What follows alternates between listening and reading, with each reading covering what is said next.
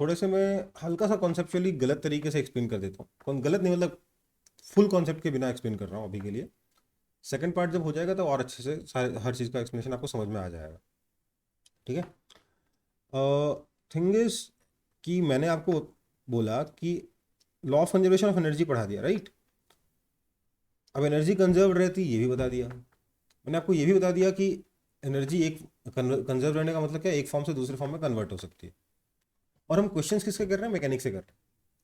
Mechanical energy का loss हो सकता है in form of heat, sound and vibrations और बहुत सारी चीज़ों में। ठीक है, हो सकता है ना। Yes, Yes, sir. sir. Objects deform हो सकते हैं, उसमें एनर्जी का लॉस हो सकता है, राइट। सो Yes, sir. लेकिन फिर भी हम जो क्वेश्चंस कर रहे हैं वो एनर्जी कंजर्वेशन के कर रहे हैं। अब आपको कैसे पता चलेगा कि किस केस में एनर्जी का लॉस हुआ, किस केस में एनर्जी का लॉस नहीं हुआ, वो पार्ट मैंने नहीं पढ़ा है। मैं बस एनर्जी कंजर्वेशन लगाया जा रहा हूँ। और कैसे बोल रहा हूँ आपको पता लगाने के लिए, देखो आवाज़ आई क्या नहीं आई, हीट प्रोड्यूस हुआ क्या नहीं हुआ, इन सब के भी मेथड है, मतलब प्रॉपर एक्सप्लेनेशन है कि आप ऐसे ये चीज़ चेक करेंगे फिर आप बोलेंगे हाँ एनर्जी कंजर्व रहेगी। ओके, बट मैं उस वो चेक एंड मेजर्स क्या है सेकंड पार्ट में। ठीक है, ओके बेटा। Yes, sir. Yes, sir. तो अगर हम एनर्जी कंजर्वेशन लगाना सीख जाते हैं एकदम मैकेनिकल वाला, उसके बाद में हम लोग ये चेक करना सीख जाएंगे कि कहाँ पे एनर्जी कंजर्व रहेगी कहाँ पे एनर्जी कंजर्व नहीं रहेगी। या एनर्जी का मतलब मेरे यहाँ पे क्या है, मैकेनिकल एनर्जी।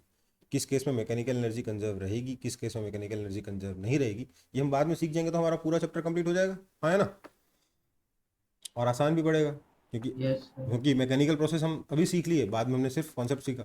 ओके, तो यहाँ पर क्या बताना है आपको, एक ब्लॉक है जिसका मास m है, इसको वेलोसिटी u से हमने स्प्रिंग की तरफ फेंक दिया। स्प्रिंग मासलेस है और ये स्मूथ सरफेस है। स्प्रिंग का स्प्रिंग कांस्टेंट गिवन है, आपको बताना है मैक्सिमम कंप्रेशन इन स्प्रिंग कितना होगा।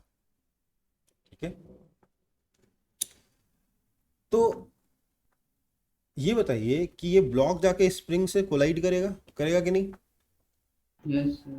Yes, करेगा। sir. जब कोलिजन होगा तो साउंड आ सकता है, Yes, sir. एनर्जी का लॉस हो सकता है ना। Yes, sir. तो एनर्जी कंजर्वेशन लगेगा कि नहीं लगेगा, Yes, sir. लगेगा कि Yes, नहीं। sir. Yes, sir. लगेगा. क्यों, एनर्जी का लॉस तो हो सकता है, मैंने बोला ना कोलिजन होगा तो साउंड क्रिएट होगा। हम्म, सर लॉस नहीं होगा, बस ट्रांसफॉर्म होगा साउंड एनर्जी. साउंड एनर्जी में चला जाएगा तो साउंड एनर्जी का हम मैकेनिकल एनर्जी का कंजर्वेशन लगा सकता हूँ क्या, ये कहने का मतलब नो सर. लगा सकता हूँ। क्यों, क्योंकि स्प्रिंग मासलेस है। मासलेस बॉडीज के साथ जो कोलिजन होगा ना, वो कोलिजन थोड़ा ना, किस कहाँ कोलिजन हो, किसके साथ कोलिजन हो, मासलेस है, बिना मास के कोलिजन हो जाएगा है? कोलिजन होगा तो क्या होगा, एक ऑब्जेक्ट दूसरे ऑब्जेक्ट पे फोर्स लगाएगा। अब स्प्रिंग पे ये मतलब एक ऑब्जेक्ट दूसरे ऑब्जेक्ट पे सडन फोर्स लगाएगा, उसको कहते हैं कोलिजन। ठीक है, ये कोलिजन सिर्फ नाम का है, सच में कोलिजन नहीं है, इसमें कोई साउंड प्रोड्यूस नहीं होगा। मासलेस बॉडीज के साथ जब भी कोलिजन होगा आप एनर्जी कंजर्वेशन यूज कर सकते हो। ये आगे के रिजल्ट है, मैं अभी बता दे रहा हूँ। ठीक है, तो देखो ये ब्लॉक गया, इसने स्प्रिंग को दबाया। वैसे भी स्प्रिंग पे जो ये फोर्स लगाएगा, स्प्रिंग के पास अगर मास होता भी तो स्प्रिंग के ऊपर ये जो फोर्स लगाता है वो हमेशा, मतलब खैर वो बात की बात है, जब इम्पल्स पढ़ेंगे तब बात करेंगे, जब कोलिजन पढ़ेंगे तब बात करेंगे उसके बारे में कि उस केस में भी अगर स्प्रिंग का मास होता भी तब भी स्प्रिंग के साथ जो कोलिजन है ना वो उसमें एनर्जी का लॉस नहीं होगा। ठीक है, चलो तो सॉल्यूशन शुरू करते हैं। हम बोलेंगे energy will remain conserve.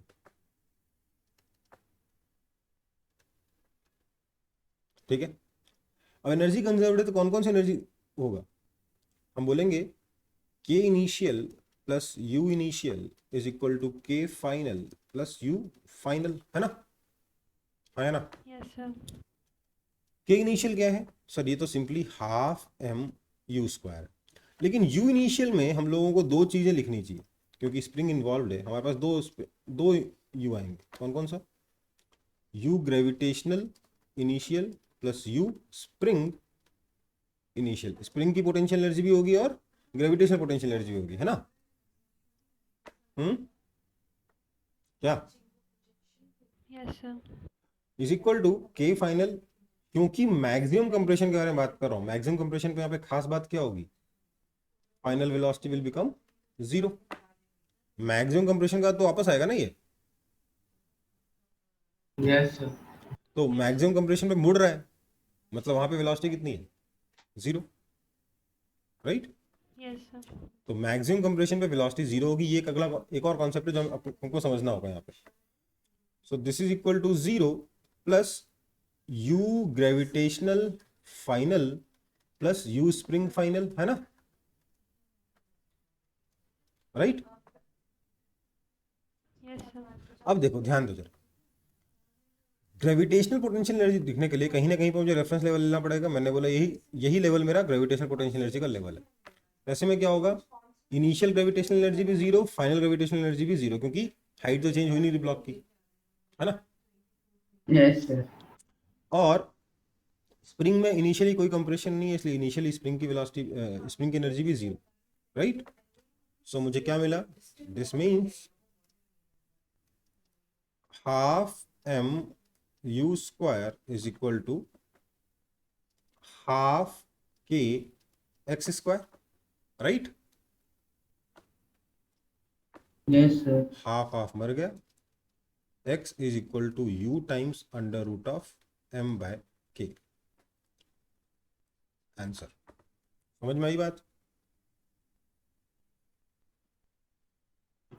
Sir वहाँ पे यू फाइनल माइनस के डायरेक्शन में होगा तो फिर माइनस के। स्प्रिंग की पोटेंशियल एनर्जी का फॉर्मूला क्या होता है, half k x square, okay sir. ठीक है। स्प्रिंग की पोटेंशियल एनर्जी हमेशा पॉजिटिव रहती है।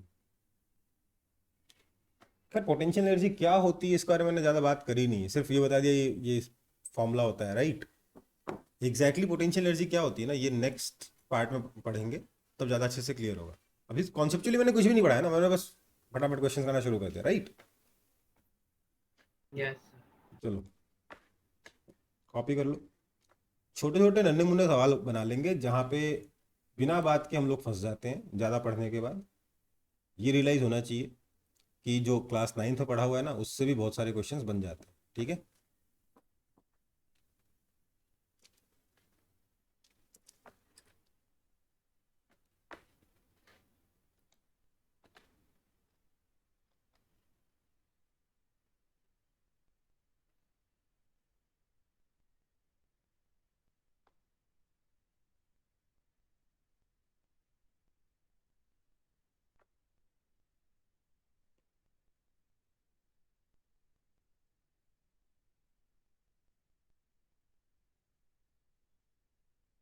Yes, sir. Done.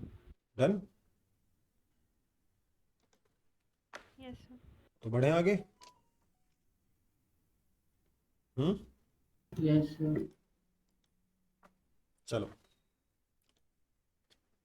अगला एग्जाम्पल क्या है फिर।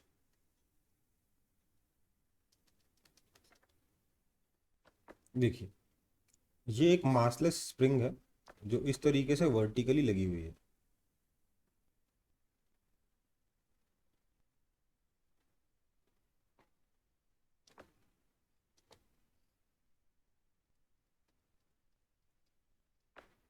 ठीक है। और ये एक ब्लॉक है जिसका मास कैपिटल एम है, इस स्प्रिंग का स्प्रिंग कांस्टेंट के है। ये ब्लॉक यहाँ से h हाइट ऊपर से मैंने रिलीज किया, ठीक है। बोला है आपको ये हाइट h ही निकालनी है, कब, if maximum compression in spring is x, find h, ठीक है। ट्राई करिए।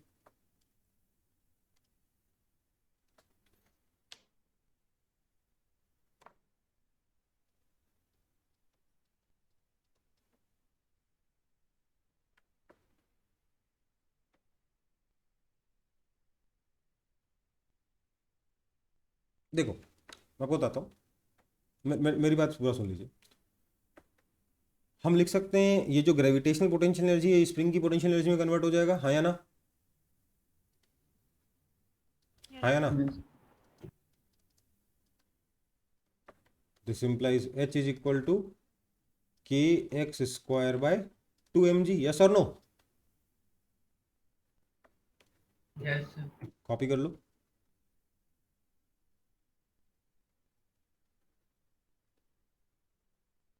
Yes sir. हो गया? पक्का?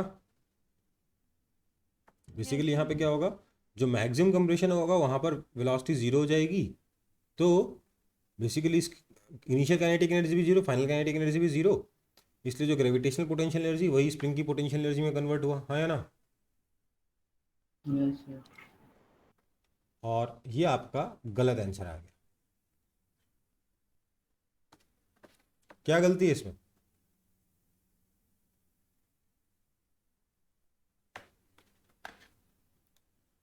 गलती क्या है? देखो भाई, वहाँ पे ग्रेविटेशनल एनर्जी सही पकड़ा, सही पकड़ा, पोटेंशियल। सही पकड़ा। यहां पर देखो, अगर मैं ग्रेविटेशनल पोटेंशियल एनर्जी को जीरो मानूं, तो इनिशियली ब्लॉक यहाँ था, फाइनली ब्लॉक यहाँ आ जाएगा, राइट? एक्स हाइट नीचे चला जाएगा ना, तो ये h प्लस एक्स होगा ना, आया ना? यस। मतलब मैं ये कहना चाह रहा हूँ कि ये जो ब्लॉक है फाइनली तो यहाँ से एक साइड और नीचे चला जाएगा ना। तो मैं फिर से अगर प्रॉपर मेथड से लिखूंगा तो क्या लिखूंगा? मैं लिखूंगा k initial plus u initial is equal to k final plus u final. क्योंकि मैक्सिमम कंप्रेशन के बारे में बात कर रहे हैं, k फाइनल कितना है? जीरो, और क्योंकि ड्रॉप किया है इसलिए k इनिशियल कितना है? जीरो।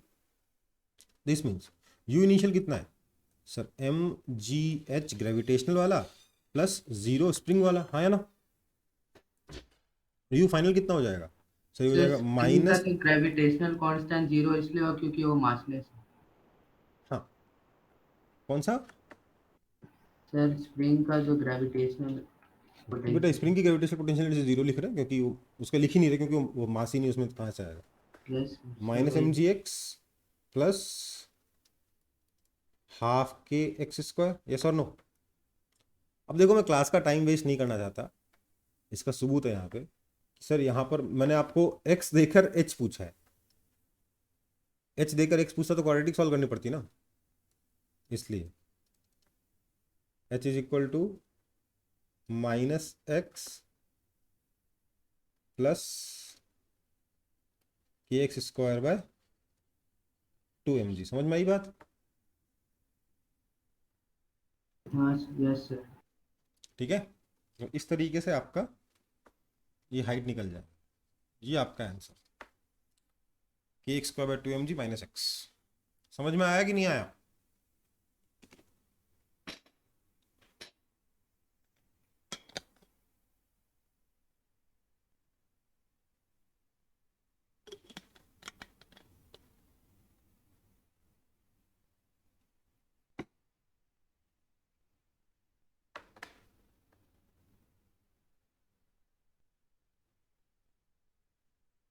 समझ में आया? Yes sir.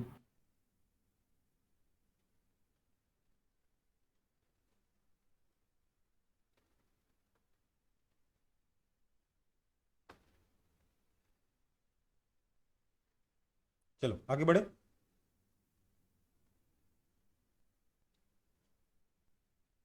बढ़े आगे। Yes sir. Yes, sir.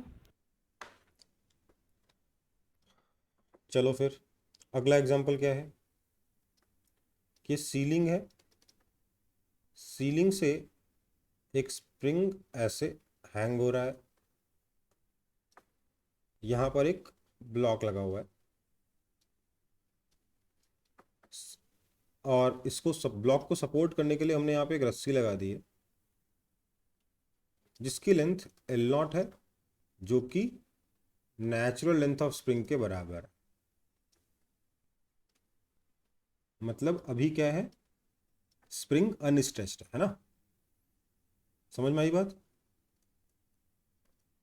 Yes sir. Yes, sir. ठीक है नहीं है? अभी स्प्रिंग क्या है? अनस्ट्रेच्ड। आपसे क्या पूछा गया है? What will be the maximum extension in the spring, what will be the maximum extension in the spring once string is cut? ठीक है, समझ में आया क्वेश्चन? यहां पर आपको ऑब्वियसली इस ब्लॉक का मास m गिवन है, स्प्रिंग कांस्टेंट k गिवन है, दोनों क्वांटिटीज गिवन है। आपको इस स्प्रिंग में मैक्सिमम कंप्रेशन, मैक्सिमम एक्सटेंशन बताना है। कोई दिक्कत? No sir.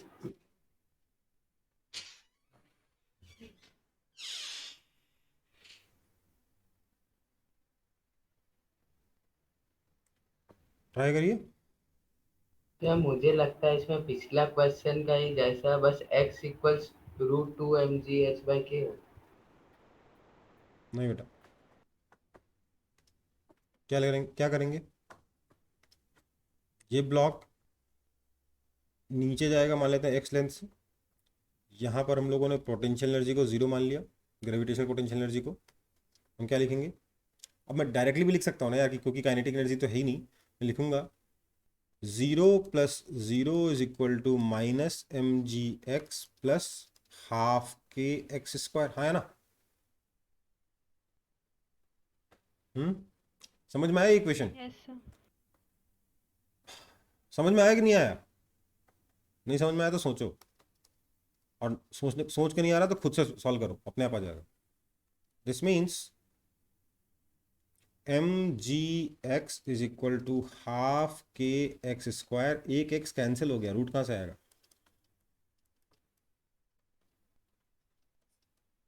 राइट? ध्यान दीजिए, आपका इक्विलिब्रियम कब था? x इक्विलिब्रियम कितना था? mg/k था, हाँ या ना? बोलो।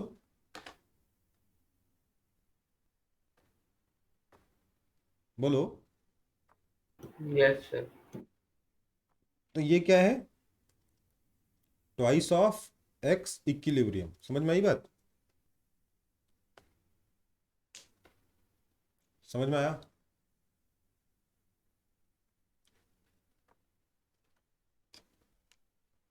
नहीं समझ आया? इक्विलिब्रियम पोजीशन पे x mg/k कैसे आया सर? कैसे आता है ये? फोर्स बैलेंस करोगे ना। mg will be balanced by force by spring kx, that means x = mg/k, right? उसका डबल आ रहा है ये। आ रहा है कि नहीं आ रहा? Yes sir. बढ़े आगे।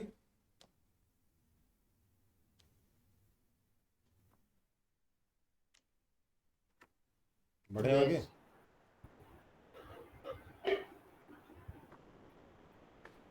पक्का? Yes, sir. चलो फिर देखो आखिरकार हुआ क्या है, समझिए बात को। प्रीवियस क्वेश्चन में क्या हो रहा है, थोड़ा सा बेटर अंडरस्टैंडिंग डेवलप करते हैं। आपसे सेम क्वेश्चन पूछ के कभी इक्विलिब्रियम का एक्सटेंशन पूछ लेगा, कभी मैक्सिमम एक्सटेंशन पूछ लेगा। एक का आंसर mg/x होगा, एक का आंसर 2mg/x होगा। क्या हो क्या रहा है? देखो बेटा, ये स्प्रिंग है, स्प्रिंग की लेंथ कितनी है? L0 है। ये आपका x इक्विलिब्रियम है, मतलब ये आपकी मीन पोजीशन है। ब्लॉक को अगर आप यहां से छोड़ोगे तो ब्लॉक मीन पोजीशन पे आएगा और दूसरी तरफ सेम डिस्प्लेसमेंट तक जाएगा, हाँ या ना? Yes, sir. तभी तो टोटल डिस्प्लेसमेंट कितना हो रहा है? x = डबल हो रहा है। क्या हुआ? बेसिकली यहां से छोड़ोगे तो क्या होगा? ब्लॉक इधर जाएगा, फिर ऊपर आएगा, फिर इधर जाएगा, फिर इधर आएगा, and so on, right? Yes. Yes, sir. Oscillation करेगा। ऑसिलेशन में क्या होगा? एक एक्सट्रीम से दूसरे एक्सट्रीम का डिफरेंस कितना होता है? डिस्टेंस कितना होता है? Double of this, right? Yes, yes. sir. इतने ये एम्पलीट्यूड है ऑफ ऑसिलेशन, है ना? बाकी ऑसिलेशन चैप्टर में तो इसको पढ़ना ही दोबारा से, but this is your amplitude of oscillation which is, वो किसके बराबर होगा, मीन पोजीशन से या इक्विलिब्रियम पोजीशन से। मीन हमेशा क्या होता है, इक्विलिब्रियम पोजीशन होता है। ओके ठीक है बेटा, इक्विलिब्रियम पोजीशन से एक तरफ जितनी दूर से छोड़ोगे दूसरी तरफ उतनी दूर तक तो जाएगा। Yes Yes, sir. sir. समझ में आई बात? तो ये हो रहा है, इसलिए आपका ये डबल आ रहा है उसका, ये जो मैक्सिमम एक्सटेंशन है ये इक्विलिब्रियम एक्सटेंशन के डबल आ रहा है। अगर पहले से इसमें कुछ एक्सटेंशन होता, लेट से 4 सेंटीमीटर आपका इक्विलिब्रियम एक्सटेंशन है, यहां से छोड़ोगे तो मैक्सिमम एक्सटेंशन कितना होगा, 8 सेंटीमीटर, राइट, है ना। पर मान लो पहले से इसके पास 1 सेंटीमीटर का एक्सटेंशन होता, तो मैक्सिमम एक्सटेंशन कितना होता बता सकता है कोई जल्दी से? 2 सेंटीमीटर। नहीं, ध्यान दो, ये आपका एल नॉट है, ये आपका इक्विलिब्रियम है, ये आपका दे रखा है लेट से 4 सेंटीमीटर, और ओरिजिनली ब्लॉक यहां पर है, ये आपका एक्स नॉट है, ये कितना है 1 सेंटीमीटर, यहां से आपने रिलीज किया, तो मैक्सिमम एक्सटेंशन कितना हो जाएगा? 3. सुनो, इक्विलिब्रियम ये रहा, यहां से आपने 3 सेंटीमीटर ऊपर से छोड़ा है, तो 3 सेंटीमीटर नीचे तक जाएगा, हाँ या ना? Yes sir. Yes, तो sir. मतलब कि मैक्सिमम एक्सटेंशन कितना हो जाएगा, कितना हो जाएगा बताइए तो? 7 सेंटीमीटर, राइट। यस समझ में आया कॉन्सेप्ट?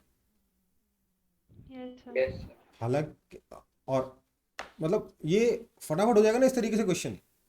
आपको क्या करना है, इक्विलिब्रियम पोजीशन निकालनी है, इनिशियल पोजीशन निकालनी है, जहां से रिलीजिंग पॉइंट निकालना है। इनिशियल वेलोसिटी अगर पहले से कुछ है तो अलग बात है, जहां से रिलीज किया है वो वाला पॉइंट निकालना है, इक्विलिब्रियम निकालना है, और उसके उल्टी तरफ वहीं तक लेके चल, उतनी डिस्टेंस तक लेके चले जाना है, राइट। यस समझ में आया? Release point x not 1 centimetre है, ये इक्विलिब्रियम है, दोनों के बीच का डिस्टेंस कितना है 3 सेंटीमीटर। तो अगर इक्विलिब्रियम के 3 सेंटीमीटर ऊपर से छोड़ोगे तो 3 सेंटीमीटर नीचे तक जाएगा, राइट। Yes sir. तो टोटल एक्सटेंशन कितना हो जाएगा, और इक्विलिब्रियम का extension 4 centimetre plus 3 centimetre 7 centimetre. समझ में आई बात? ये चीज Yes, sir. हॉरिजॉन्टल स्प्रिंग के लिए भी ट्रू। ये स्प्रिंग है, ये इसका एल नॉट है, आपने यहां पे मास लगा दिया। अब सुनिए बात, मैं क्या कह रहा हूं। एल नॉट है इनिशियली, अगर आप इसको एक्स नॉट आगे से छोड़ोगे तो क्या होगा, मैक्सिमम कंप्रेशन कितना हो जाएगा?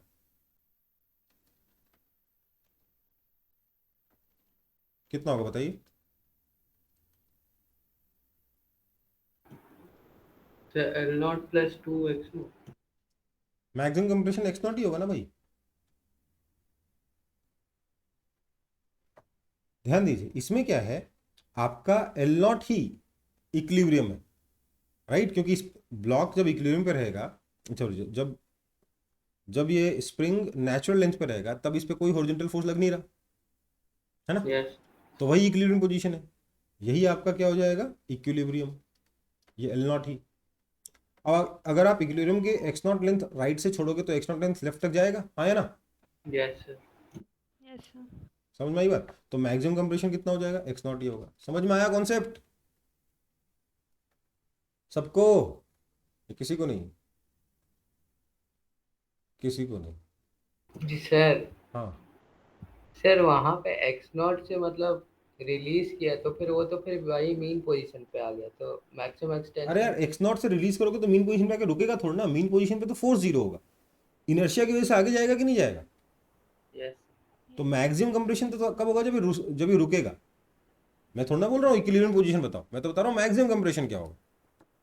यहां से रिलीज किया है तो क्या होगा, यहां पे थोड़ा ना रुकेगा, जाएगा कहां तक, यहां तक। ये मैक्सिमम कंप्रेशन कितना होगा, एक्स नॉट के बराबर होगा। Okay, okay sir. तो मतलब लगभग थर्ड लॉ ऑफ मोशन नहीं लग रहा है कि बिल्कुल इतना नहीं, एनर्जी कंजर्वेशन लग रहा है, थर्ड लॉ नहीं लग रहा, ठीक है, बिल्कुल नहीं लग रहा, थर्ड लॉ की तरह सोचना ही मत यहाँ पे, पता नहीं क्या कर रहे हो आप। बढ़ू आगे। बेसिकली यहाँ क्या हो रहा है, पहले इतना पोटेंशियल एनर्जी था ना, दोबारा से इतनी पोटेंशियल एनर्जी चाहिए तो दूसरी तरफ एक्स नॉट आएगा, आया ना। यस। Yes, sir. समझ में आई बात? चलो बढ़ो आगे। सर बस एक सेकंड के लिए प्रीवियस पेज थोड़ा दिखाइएगा। यस सर, हो गया।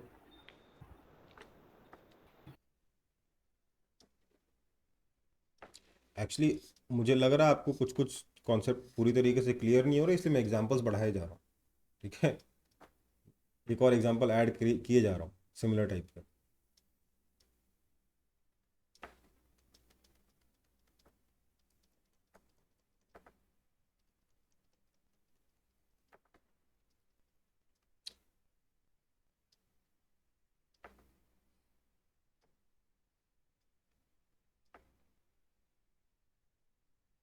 देखो ये एक रस्सी नहीं है, ये भी रस्सी नहीं है, ना ही ये स्प्रिंग है। ये क्या है?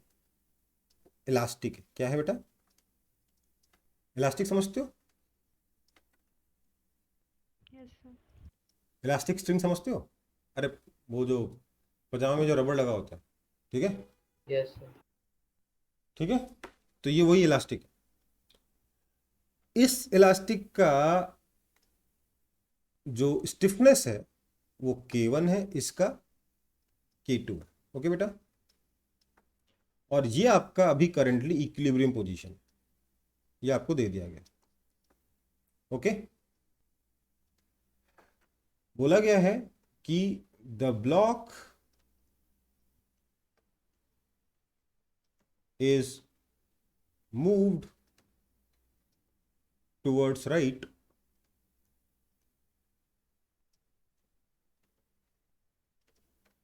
by distance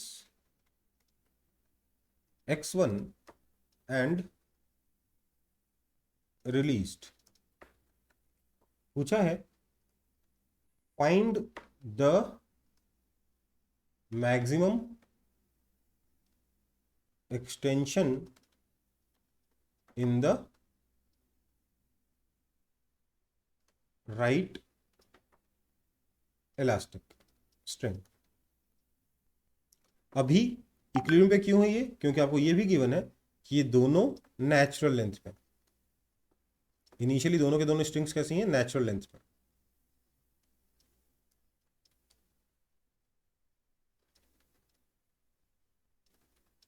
ठीक है बेटा, यस। सॉल्व करो।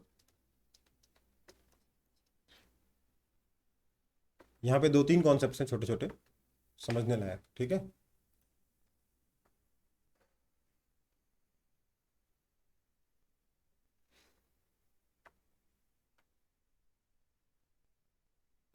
सर हम लोग यहाँ पे इलास्टिक स्ट्रिंग को स्प्रिंग के जैसा ट्रीट कर सकते हैं।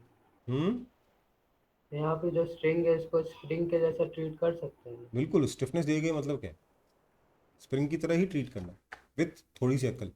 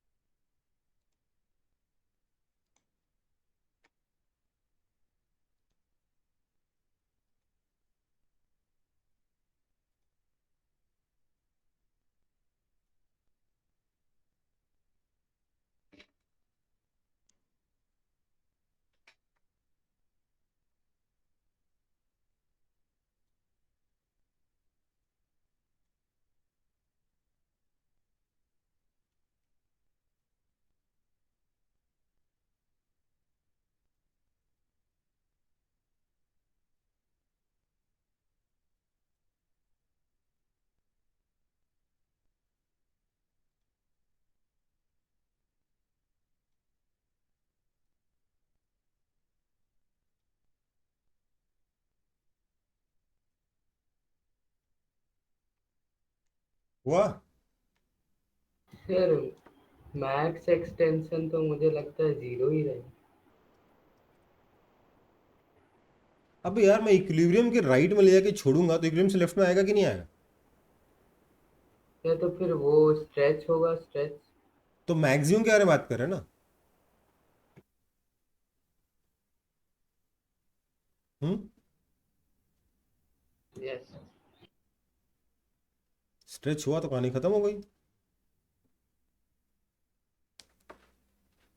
ना कंफ्यूज क्यों हो रहे हो? जितना आप कंफ्यूज होगे उतने ज्यादा क्वेश्चन ऐड होते जाएंगे, बता रहा हूं। और क्वेश्चंस का लेवल भी धीरे धीरे बढ़ेगा ही, घटेगा नहीं।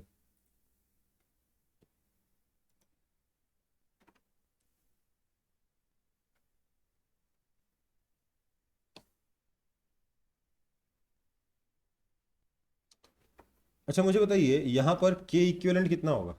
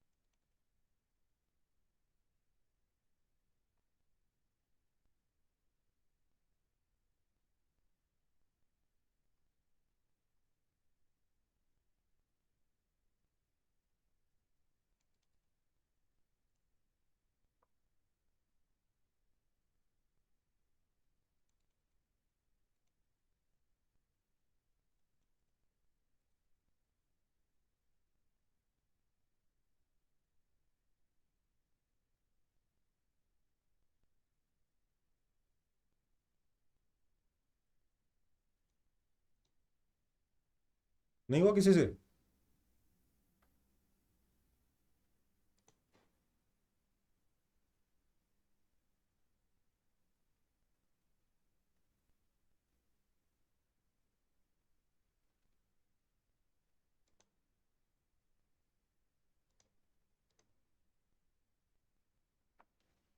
अंशुमन आपका नेट बार बार आ जा रहा है क्या?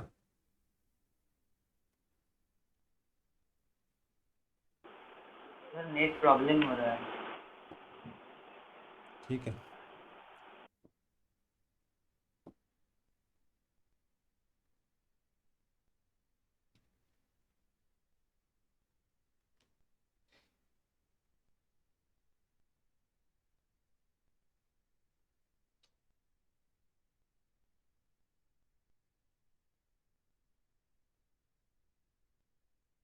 हुआ?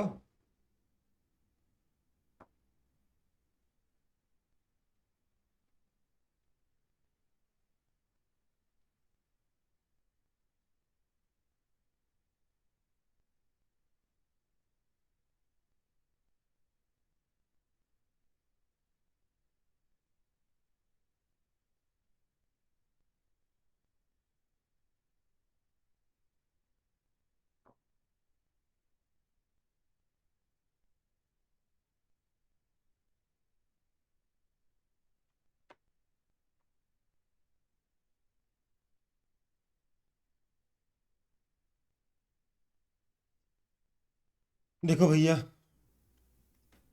कई लोग बोल देंगे कि ये दोनों सीरीज में है। कितने लोगों को लगता है ये दोनों सीरीज में है, दोनों स्प्रिंग्स? एनीवन?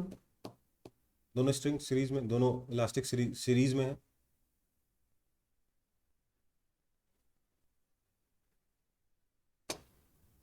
यार कुछ नहीं आता ना तो गलत बोल दो, यही बोल दो नहीं आता। सर ये पैरेलल में है तो। दोनों पैरेलल में है तो के इक्विवेलेंट को क्या मैं K1 + K2 लिख सकता हूँ? Yes sir. हाँ है ना? Yes sir. नहीं लिख सकता। क्यों नहीं लिख सकता? हमने सर अभी आपने बताया कि सर फोर्स एकदम स्प्रिंग जैसा लगेगा, फिर आप बोल रहे हो सर स्प्रिंग, फिर आपने एक क्वेश्चन करवाया था जिसमें स्प्रिंग ऐसे लगे हुए थे और हमने उसमें के इक्विवेलेंट निकाला था K1 + K2, है ना? याद है कि नहीं याद है? Yes sir. Yes sir. तो सर यहाँ पे क्यों नहीं लगेगा K1 + K2? क्योंकि भैया ये स्प्रिंग नहीं है।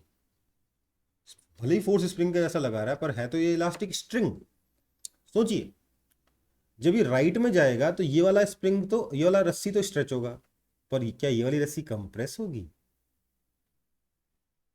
है, बोलो, क्या ये वाली रस्सी कंप्रेस होगी? नो सर, मतलब लूज होगा सर। स्लैग हो जाएगी, ये तो कोई फोर्स लगाएगी ही नहीं, है ना? Yes sir. तो क्या होगा ब्लॉक के साथ? ब्लॉक का ये इक्विलिब्रियम है, जब ये राइट में जाएगा एक्स डिस्टेंस, इसमें फोर्स कितना लगेगा? सिर्फ k1x, और जब लेफ्ट में जाएगा तो फोर्स कितना लगेगा? सिर्फ k2x। समझ में आई बात? तो k इक्विवेलेंट डिफाइंड ही नहीं है। ओके बेटा,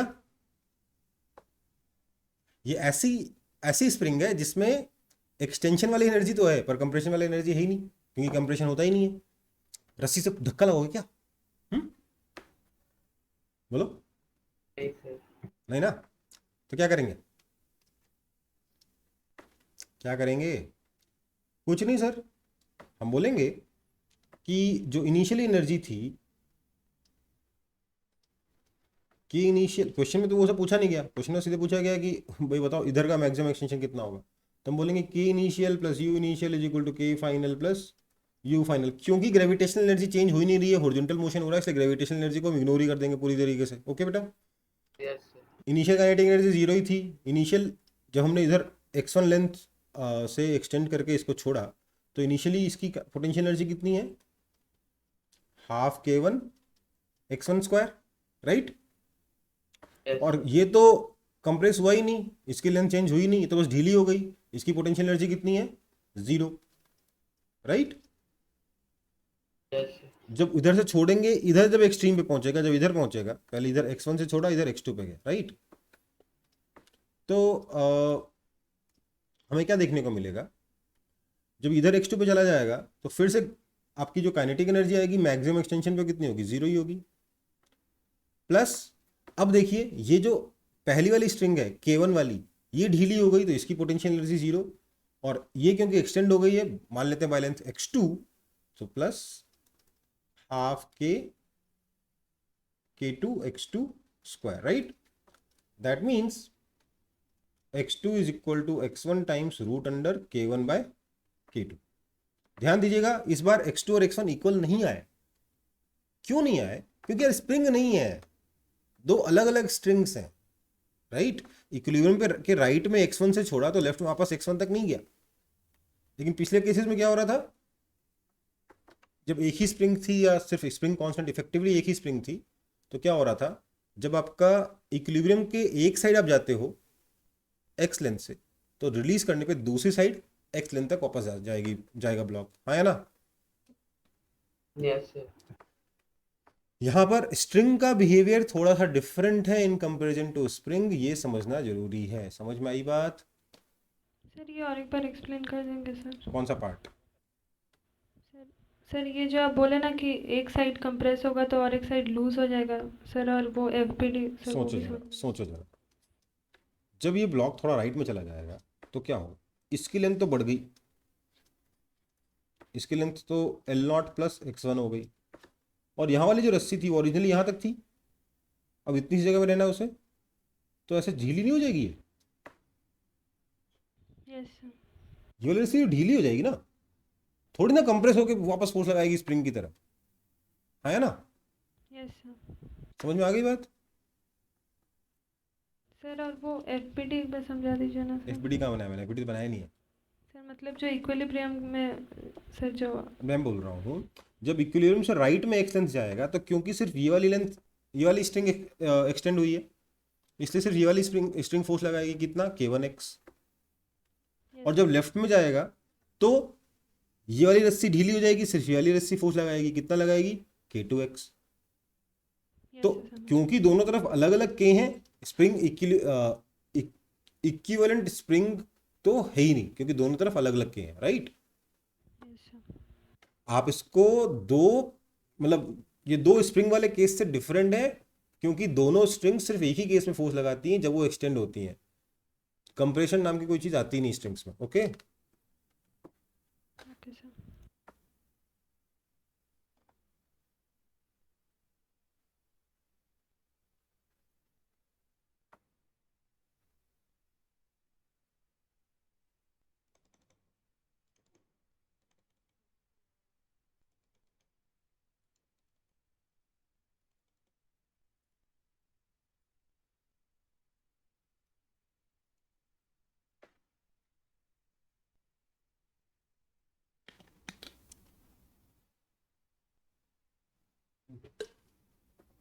राइट।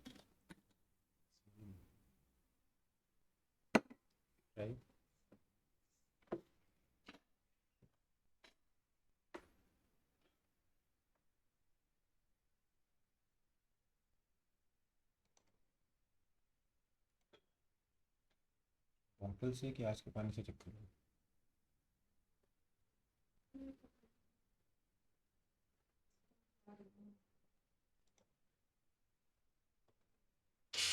कॉपी हुआ? Yes yes sir. अच्छा है कि खराब है ये? सर मेरा बस एक क्वेश्चन है सर, उधर आप दोनों तरफ एक्स एक्स लिए, एक तरफ x1 एक तरफ x2। अरे यार, मैं ये के इक्विवेलेंट निकालने की कोशिश कर रहा था। मैं समझाने की कोशिश कर रहा था कि दोनों तरफ के अलग अलग है। ये इस क्वेश्चन के सॉल्यूशन का पार्ट नहीं है। ओके? ओके ये सिर्फ अंडरस्टैंडिंग डेवलप करने का पार्ट था। सॉल्यूशन ये है। कोई दिक्कत? No sir. अच्छा, इसीलिए कंफ्यूज हो रहे हो क्या?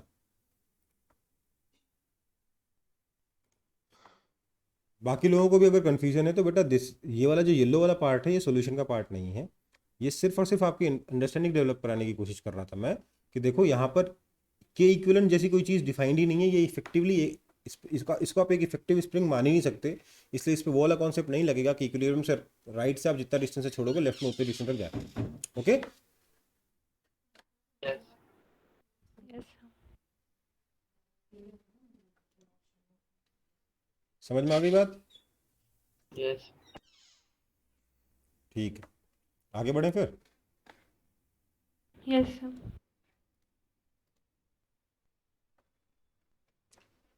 ओके। तो ये स्प्रिंग कैसे वर्क करता है समझ में आ रहा है सब लोगों को? ये इक्विलिब्रियम वाला कॉन्सेप्ट समझ में आ रहा है सब लोगों को? तो एक अच्छा क्वेश्चन कर लें इसी कॉन्सेप्ट पे। Yes sir. ये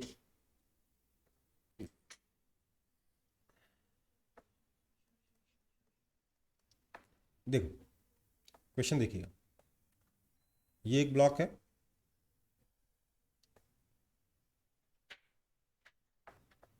इसके साथ ये एक स्प्रिंग लगा हुआ है।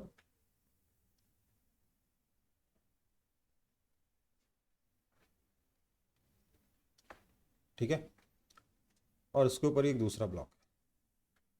आपको मानना है ये स्प्रिंग हमेशा वर्टिकली रहती है, स्प्रिंग मुड़ती नहीं। ओके? इधर का मास m1 है, इधर का मास m2 है। स्प्रिंग कांस्टेंट k है। आपको बताना क्या है?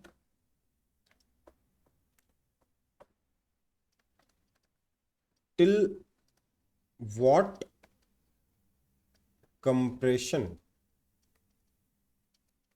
in the spring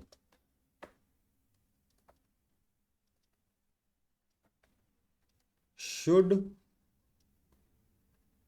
m2 be pressed so that on releasing m2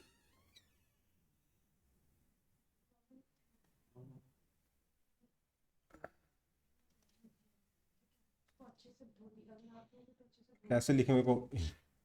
m1 loses contact from ground what minimum compression from ground at least momentarily। समझ में आया क्वेश्चन?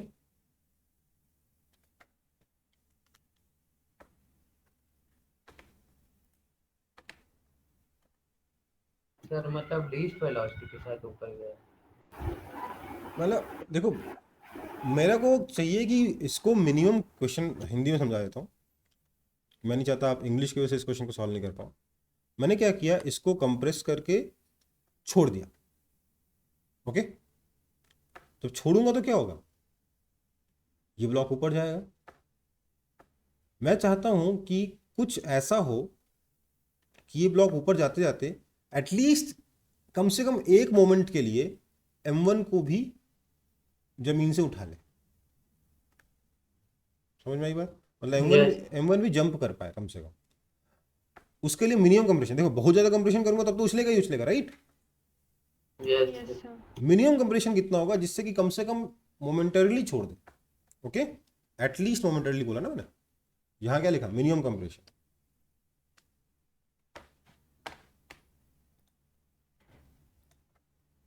ट्राई करें। बिल्कुल ट्राई करो, इसलिए तो दिया क्वेश्चन।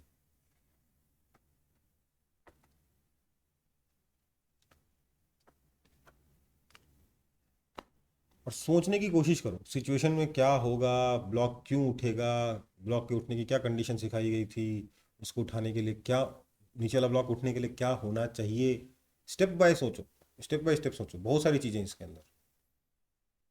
जैसे पिछले वाले क्वेश्चन में था ना, एक तो रस्सी वाला, रस्सी के इलास्टिक स्ट्रिंग कैसे काम करती है वो वाला कॉन्सेप्ट था पिछले क्वेश्चन में। और क्या कॉन्सेप्ट था? उसका के इक्विवेलेंट कैसे निकलेगा, ये भी कॉन्सेप्ट था। और एक चीज ये भी देखी थी कि अगर दोनों तरफ का के अलग अलग है तो जरूरी नहीं कि इक्विलिब्रियम के राइट में जितना जहां से छोड़ोगे इक्विलिब्रियम के लेफ्ट में उतना ही जाए। आया ना? Yes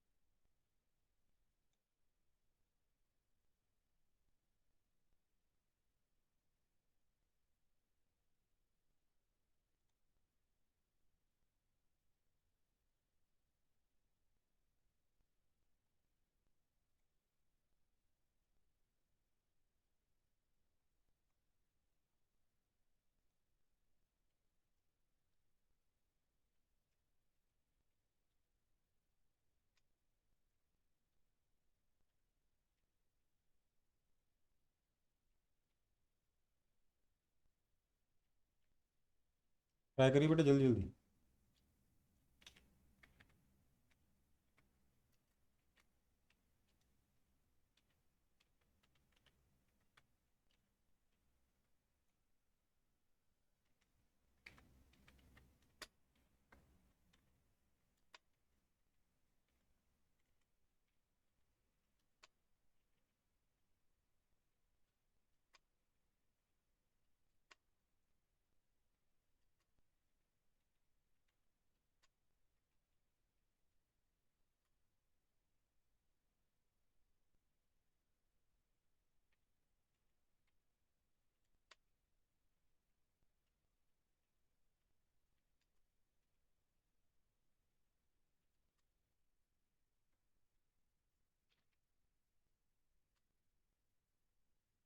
sir.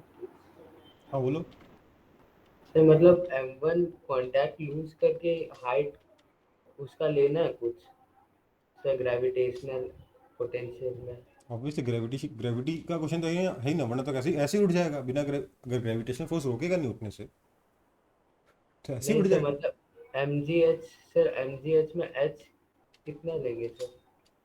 वो आप समझिए, अपना सही रेफरेंस लेवल ले लीजिए, आसान हो जाएगा।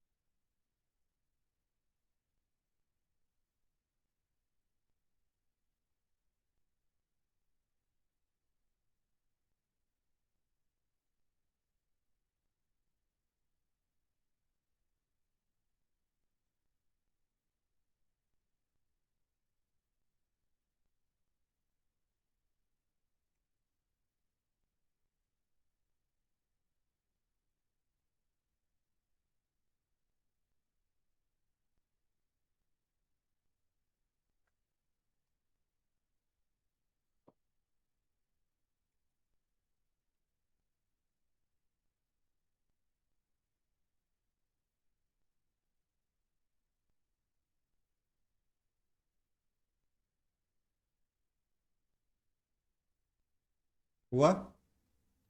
देखो भाई, कोई खास कैलकुलेशन की जरूरत नहीं, कॉन्सेप्ट समझने की जरूरत है। सुनो शुरुआत से।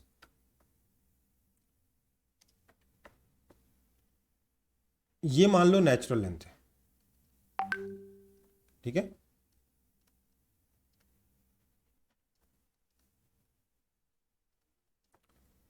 मैंने क्या किया, इसको कुछ कंप्रेस कर दिया। वैसे कंप्रेस करने की जरूरत नहीं है, कोई ना कोई पोजीशन होगी जहां पर इक्विलिब्रियम होगा, है ना? इसको मैंने कह दिया एक्स नॉट। अगर मैं यहां से छोड़ूंगा तब तो सिचुएशन वैसी की वैसी पड़ी रहेगी। इक्विलिब्रियम का मतलब क्या होता है? जैसे अगर छोड़ दोगे तो वैसा का वैसा पड़ा रहेगा, है ना? बोलो। Yes yes sir. तो मतलब अगर मैं इसे, मुझे जंप करवाना है तो मुझे इससे थोड़ा और कंप्रेस करना पड़ेगा। तो मैंने इसको कंप्रेस कर दिया लेट से और x1 से, स्प्रिंग को इतना छोटा कर दिया मैंने दबा के।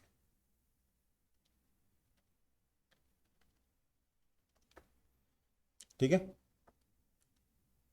तो क्या होगा, रिलीज करने पर क्या होगा, ये इक्विलिब्रियम से x1 हाइट तक जाएगा, यस है ना? कोई दिक्कत? नो नो तो सर। इसमें जो एक्सटेंशन आएगा स्प्रिंग में वो कितना हो जाएगा, x1 minus x naught, right? Yes तो स्प्रिंग इस पे फोर्स कितना लगाएगा, k times x1 minus x naught, yes और no?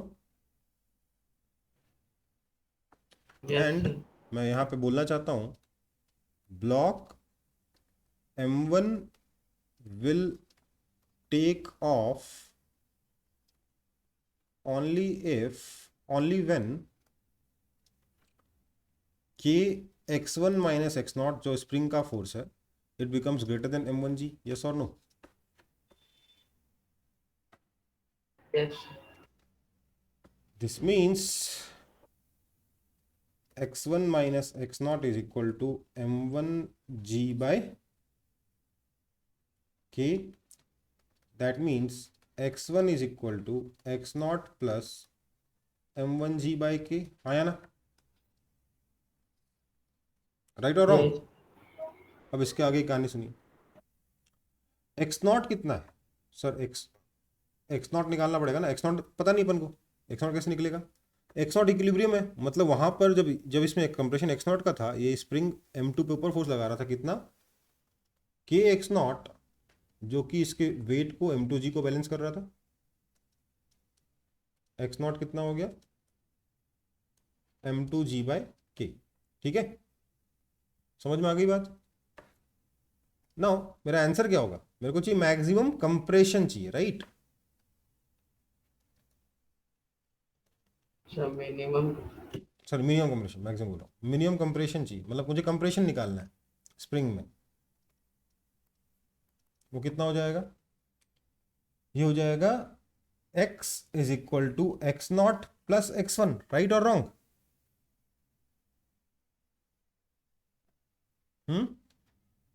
Yes sir that is equal to x naught, 2x0 plus m1g by k, that is equal to 2m2। इसका आगे तो calculation कर लोगे ना, आंसर ऊपर लिख रहा हूँ, दैट इज, आंसर यहाँ लिख दे रहा हूँ कि जो मैक्सिमम कंप्रेशन आया that has to be, minimum compression जो है, या जो कंप्रेशन है that has to be greater than और equal to 2m2 plus m1 into g by k. Answer समझ में आई बात? कैलकुलेशन नहीं है, कॉन्सेप्ट है।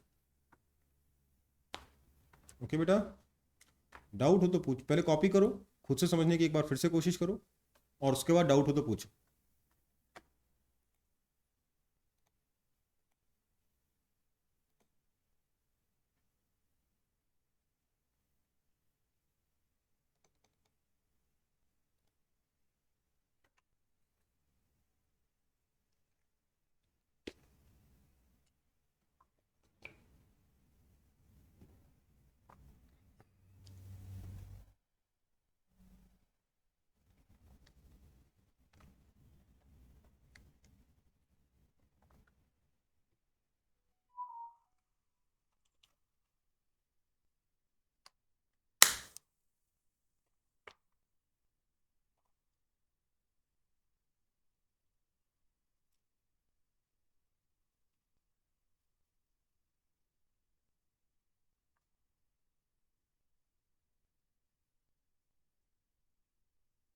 नो सर, डाउट नहीं।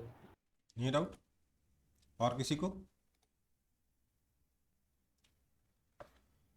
चलो फिर, ये एक अच्छे क्वेश्चन में काउंट, मतलब अच्छी प्रोफाइल ऑफ क्वेश्चन है, काफ़ी स्टैंडर्ड है, बट एक अच्छा क्वेश्चन में काउंट होगा, खासतौर से तब अगर आप पहली बार कर रहे हो तो। मतलब ये इतना अच्छा तो है ही कि जब मैं पहली बार एक्सप्लेन कर रहा था क्लास में, तो मुझे एक्सप्लेन करने में बहुत दिक्कत हुई थी कि कैसे बताऊँ, क्योंकि मैंने उस वक्त उससे ये पढ़ाने के पहले ये सब नहीं बताया था कि भैया इक्विलिब्रियम है, इक्विलिब्रियम से जितना इधर होगा उतना इधर जाएगा, ये मैंने पहले नहीं बताया था। बच्चों ने सीधा डाउट पूछा था तो मुझे काफ़ी तकलीफ हुई थी एक्सप्लेन करने में, उसके लिए मेरे को करीब 1 घंटा लग गया था। और अभी आपको समझ में आया है? इतना डिफिकल्ट तो है ही है कि अगर आप एकदम नॉर्मल तरीके से प्रॉपर एनर्जी कंजर्वेशन लगाते हुए चलोगे तो हो गया काम, है ना? आया ना? सर वही लगा रहे थे। तो इतनी देर से मैं क्यों पढ़ा रहा था, इधर वाला लेंथ इतना होगा तो उधर वाला लेंथ इतना होगा, क्यों पढ़ा रहा था? इसलिए तो पढ़ा रहा था ताकि इस तरीके के क्वेश्चन आप फटाफट निपटा पाओ। ये स्प्रिंग वाला जो पार्ट है, इक्विलिब्रियम वाला पार्ट, वो समझ में आ गया एनर्जी से। हालांकि उसके पीछे लॉजिक क्या है, एनर्जी कंजर्वेशन, ये भी समझ में आना जरूरी है। और कब तक वैलिड है? अगर दोनों तरफ का के इक्वल है ना?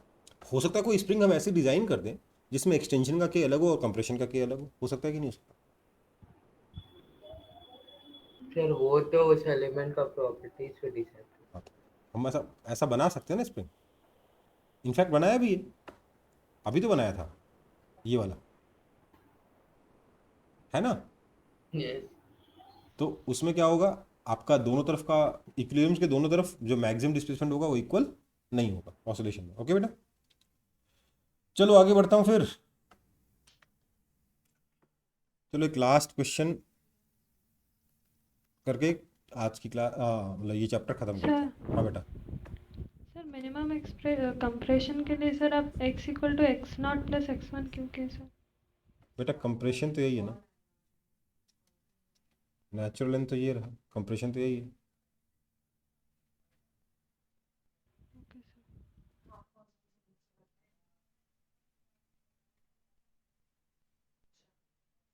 यस सर ठीक है। ठीक है, आगे बढ़े।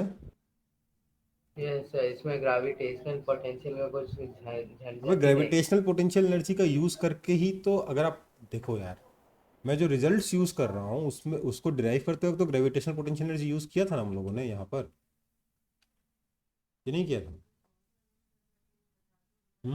यस। ये बात और है कि उसमें जो ग्रेविटेशनल पोटेंशियल एनर्जी था वो कैंसिल हो जा रहा था, तो कोई फायदा नहीं हो रहा था, मतलब राइट? अच्छा यहाँ नहीं, यहाँ पर राइट, ये एम जी एक्स याद है? Yes sir. सर क्या हो? हाँ, क्या बोल रहे थे बेटा? सर बोल रहा हूँ आज ये चैप्टर एंड करके मतलब 5:30 तक लीव करेंगे सर। प्रोजेक्ट्स बहुत दे दिया है, वेडनेसडे को प्रैक्टिकल एग्जाम है।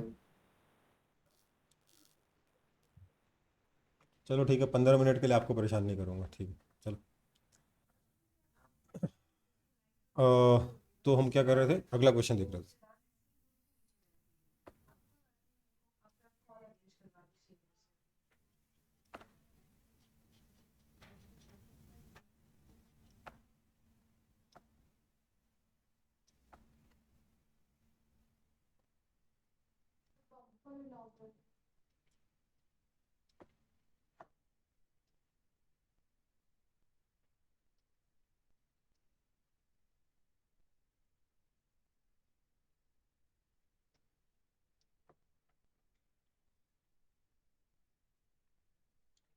ये मेरे पास एक स्प्रिंग है जिसका स्प्रिंग कांस्टेंट के है, और यहाँ पे मेरे पास एक ब्लॉक है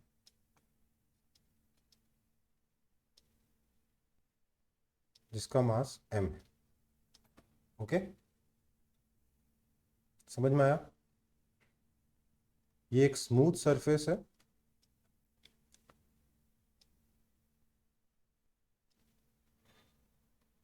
मुझे ये डिस्टेंस d बताना है। Find d if maximum compression in spring is x। ठीक है,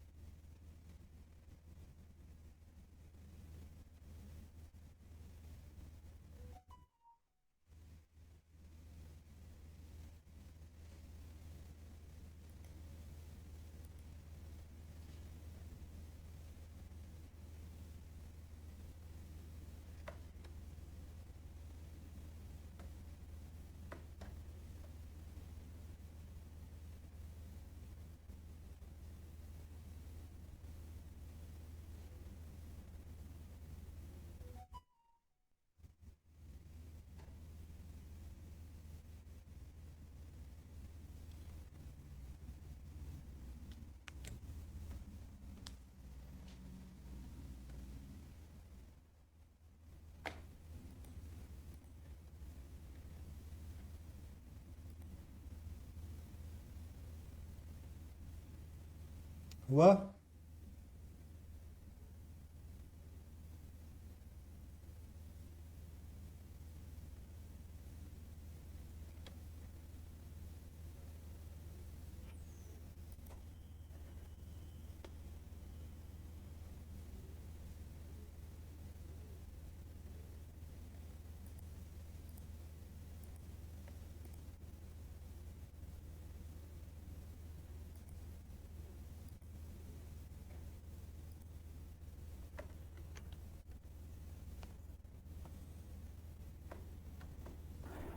सर इसमें भी वो इक्विलिब्रियम का कॉन्सेप्ट और वो सब लगे। नहीं, यही तो बात है। मैं क्वेश्चन को अगर एक ही तरीके के क्वेश्चन बार बार एक साथ दूंगा तो फायदा क्या होगा, आप सीखोगे क्या? उस क्वेश्चन पहचान में तो आने चाहिए ना आपको। देखो मैं क्या करूंगा, यहाँ पे ग्रेविटेशनल पोटेंशियल एनर्जी को 0 मान लूंगा। ठीक है, फिर मैं क्या लिखूंगा, k initial plus u initial is equal to k final plus u final. K initial 0 क्योंकि ड्रॉप किया गया है, मतलब रिलीज किया गया है बस। यू इनिशियल के दो कंपोनेंट है, initial gravitational energy plus initial spring energy is equal to k final, क्योंकि मैक्सिमम कंप्रेशन होगा तो 0 आ जाएगा, प्लस यू फाइनल में gravitational potential energy final plus spring potential energy final. Right, यही ना होगा। अब इसमें देखिए, इनिशियल स्प्रिंग एनर्जी 0 है क्योंकि स्प्रिंग में कोई एक्सटेंशन कंप्रेशन नहीं है यहाँ पे। इसके बाद क्या बोलेंगे, इनिशियली ग्रेविटेशनल एनर्जी कितनी है sir, m g d sine theta, हाँ या ना? Yes sir. क्योंकि इसकी हाइट कितनी है इस लेवल से, डी साइन थीटा है ना ये हाइट। समझ में आया बात? Yes sir. तो m g d sine theta is equal to 0 तो गया इनिशियल नहीं, ग्रेविटेशनल पोटेंशियल एनर्जी फाइनल, जब इसमें कंप्रेशन हो गया x तो फाइनल ग्रेविटेशनल एनर्जी कितनी हो जाएगी, minus m g x sine theta, हाँ या ना?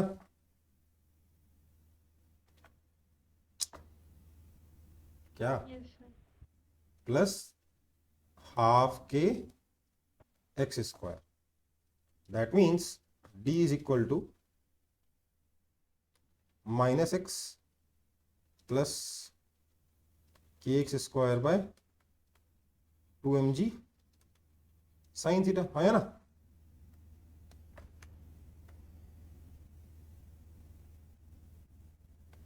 समझ में आया कुछ कि नहीं समझ में आया?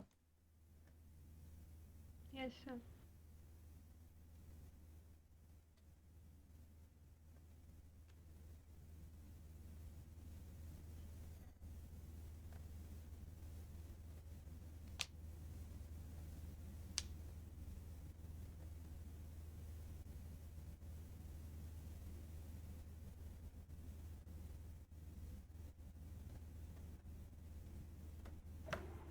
सर पर वो जो फोर्स स्प्रिंग ब्लॉक के ऊपर लगाएगा सर, वो भी तो एक एंगल पे लगाया, जिस एंगल पे बेटा ब्लॉकिंग है। ब्लॉक स्प्रिंग तो ऐसे ही फोर्स लगाएगा ना, सिंपल के x, right.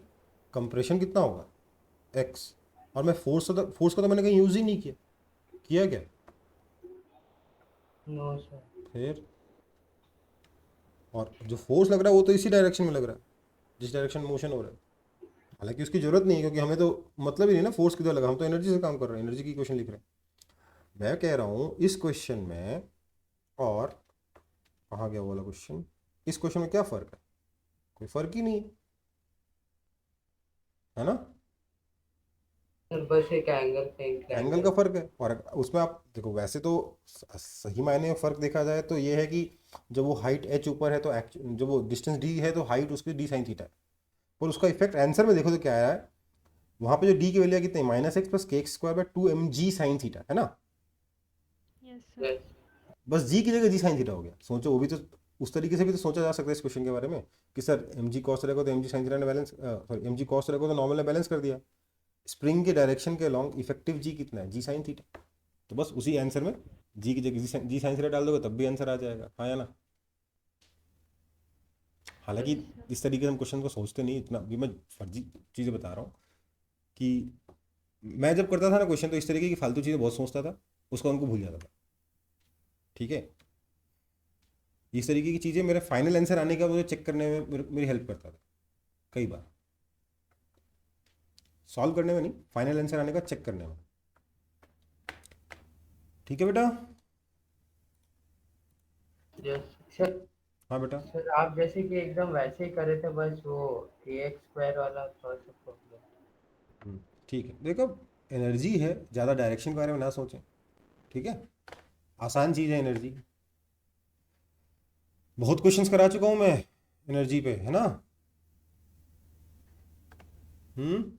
Yes sir, spring पे तो बहुत।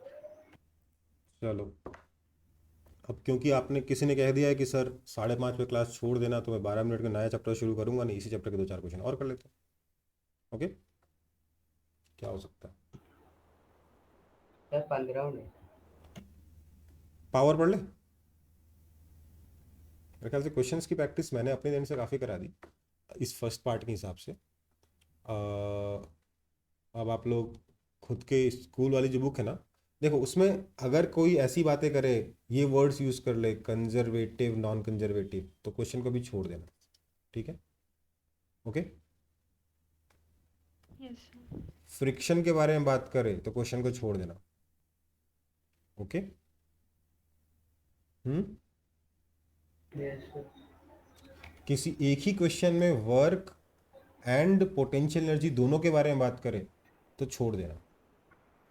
अगर फोर्स दे रखा है एंड फाइंड करने के बोला वो है पोटेंशियल एनर्जी, तो छोड़ देना। ओके बेटा, ये मेजर वैरायटीज है जो अभी आपको छोड़नी है अगर बुक से आप प्रैक्टिस कर रहे हो किसी बुक से। बाकी तो ज़्यादा टाइम है नहीं अपन को ये चैप्टर का सेकंड पार्ट भी खत्म करने में, 2 से 3 क्लास लगेगी अपन को सर्कुलर मोशन कंप्लीट करने में, उसके बाद उस पर आ जाएंगे। ठीक है, ठीक है बेटा। Yes sir. यस सो अभी मैं बस इस चैप्टर का, क्योंकि मैंने वर्क पावर एनर्जी चैप्टर बोला, वर्क पढ़ा है, एनर्जी पढ़ा है, पावर पढ़ाया है नहीं, है ना, तो थोड़ा सा शॉर्ट में बता देता हूँ। पावर क्या होता है बेटा? Sir rate of rate of. Rate of work done. Okay, power क्या होता है?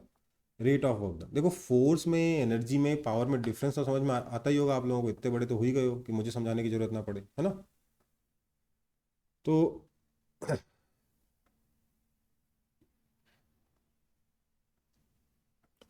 तो रेट ऑफ वर्क डन क्या होता है?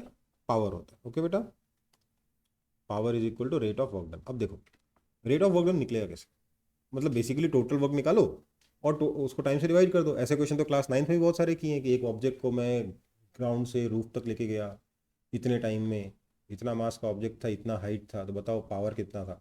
ये सब क्वेश्चन किए हैं कि नहीं किए? Yes sir. एक्चुअली पावर कितना हो गया? पावर हो गया वर्क डन बाय टाइम, और बेटर बेटर क्या हो गया? Power is equal to dw/dt। ठीक है, पर क्वेश्चन जनरली इस पर नहीं आएगा, अगर इस पे आएगा तो ठीक है, डिफरेंशिएट कर देंगे आंसर आ जाएगा, राइट, या डिवाइड कर देंगे टाइम से आंसर आ जाएगा। क्वेश्चन अगर पावर का स्पेसिफिक आएगा तो इस चीज़ पे आएगा, किस पे, power is equal to f vector dot v vector. अब बोलोगे सर ये कैसे आया, तो देखो भैया, मैंने बोला power is equal to d d t of work done, that is equal to d d t of force vector dot displacement vector, that is equal to force vector dot d s vector d t, that is equal to force vector dot velocity vector. Okay बेटा, yes sir. समझ में आ गई बात। तो force और velocity का अगर आप डॉट प्रोडक्ट करोगे तो उससे भी आपको पावर मिल जाएगा। ओके, यस आगे बढ़ूं फिर, यस सर। बढ़ जाऊं। ओके, अब पावर पे एक दो क्वेश्चन कर लेते हैं। A block initially, block of mass m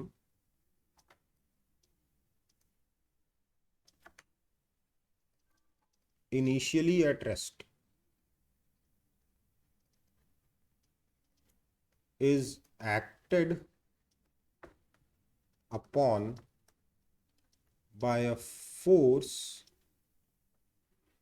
delivering constant power p, ठीक है, find its velocity after time t। Okay बेटा, ये क्वेश्चन है, ठीक है। क्या करेंगे, देखो इसके दो सॉल्यूशंस मैं सोच सकता हूं। मेथड वन देख रहे हैं पहले। मेथड वन क्या है कि भैया ये जो ब्लॉक है मास m का, इस पे फोर्स लग रहा है F, थोड़ी देर बाद ये ब्लॉक वेलोसिटी v से मूव कर रहा है, फोर्स लग रहा है F, मास m है इसका, और force into velocity is a p and p is constant. Force is variable, velocity is variable, but p is constant. Okay, कोई दिक्कत?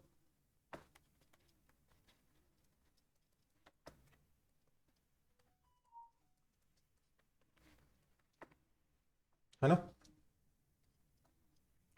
कोई दिक्कत है? No sir. No sir.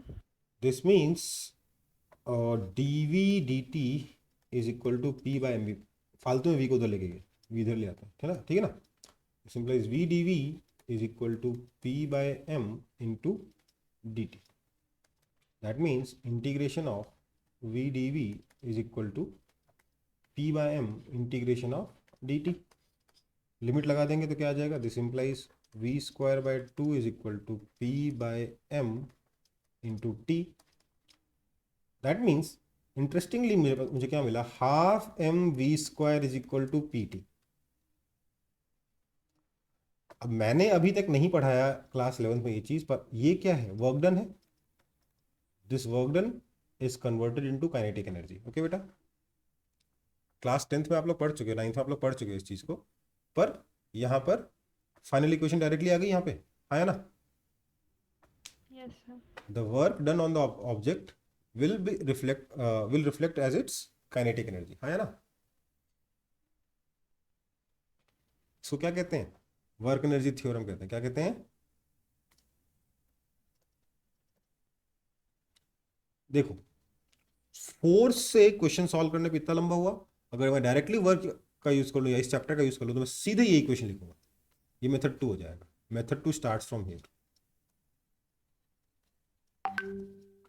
आया ना। वो वर्क एनर्जी थ्योरम हम लोग सब सेकंड पार्ट में पढ़ेंगे, अभी यही हो, कॉपी कर लो।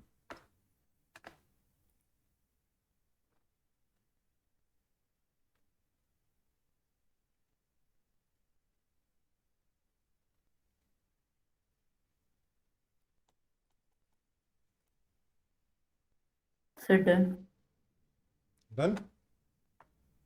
Yes, sir. कॉपी हो गया? Yes sir. अगला एग्जांपल देख लेते हैं फिर।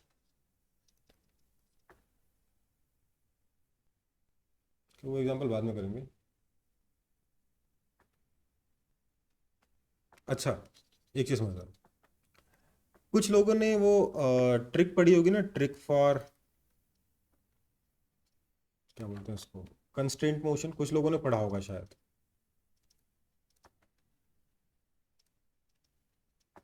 मैंने तो नहीं पढ़ा है। पढ़ा है? No, sir. नहीं पढ़ा है? चल, तो मैं आपको एक सिंपल सा क्वेश्चन में दिखाई देता हूँ।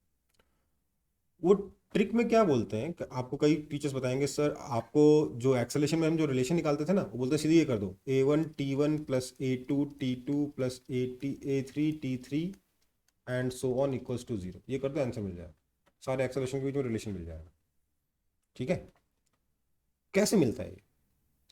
एक्चुअल में क्या है, ये इक्वेशन गलत है। एक्चुअल में क्या है? एक्चुअल में इक्वेशन ये है कि total work by string has to be 0, है ना? क्यों? As it has no energy. Sir क्यों नहीं इसके पास एनर्जी? नो एनर्जी का कारण है सर मासलेस है, तो ना तो काइनेटिक एनर्जी हो सकती है, ना ही ग्रेविटेशनल पोटेंशियल एनर्जी हो सकती है। और क्यों नहीं हो सकती सर? क्योंकि इनइलास्टिक है, इसलिए इलास्टिक एनर्जी भी नहीं हो सकती। तो उसका एनर्जी है ही नहीं, वर्क कहां से करेगा? एनर्जी क्या होता है? Capacity to do work, right? Yes sir. Energy नहीं है तो वर्क ही नहीं कर सकता, ना तो किसी तरीके की कोई पोटेंशियल एनर्जी ही नहीं, वर्क कहां से करेगा, राइट? काइनेटिक एनर्जी भी नहीं, वर्क कर ही नहीं सकता इसलिए। Therefore this implies total power at any instant is equal to 0 by string, है ना? Yes sir. Which means t1 vector dot v1 vector plus t2 vector dot v2 vector and so on equals to 0, right? Right or wrong? मेरा internet गया as usual. चलो कोई बात नहीं, message लिख दे रहा हूँ, will meet in the next class.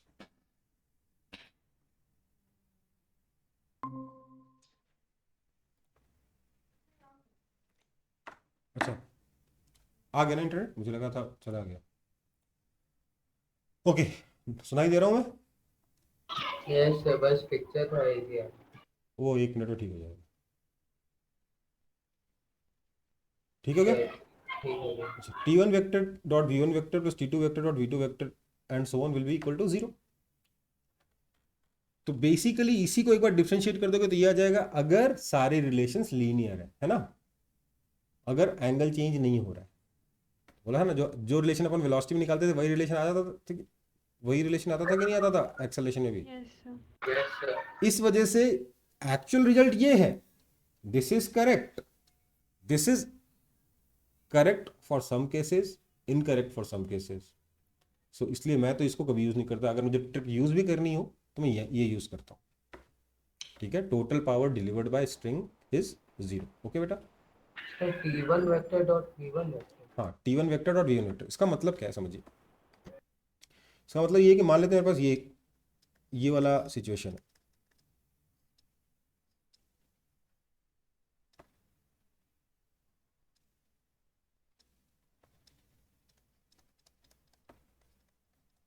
ठीक है? इसकी वेलोसिटी v1 है, इसकी वेलोसिटी v2 है। मैंने बोला लेट से यहाँ पर टेंशन t1 है, तो यहाँ पर भी t1 होगा, यहाँ पर भी t1 होगा, इसलिए यहाँ का टेंशन कितना हो जाएगा? t2, right? t2 is equal to 2t1, है ना? Yes sir. तो मैं क्या लिखूंगा? t1 vector dot v1 vector plus t2 vector dot v2 vector equals to 0। That means minus t1 v1 plus 2t2 v2 equals to 0। That means v1 equals to 2v2 आ गया relation कि नहीं आया? आया कि नहीं?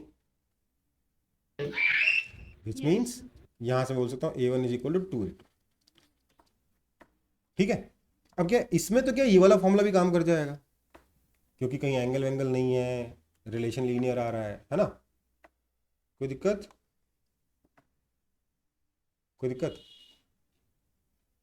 no, no sir. सर। पर अगर मैं यही सेम काम यहां करने जाऊं,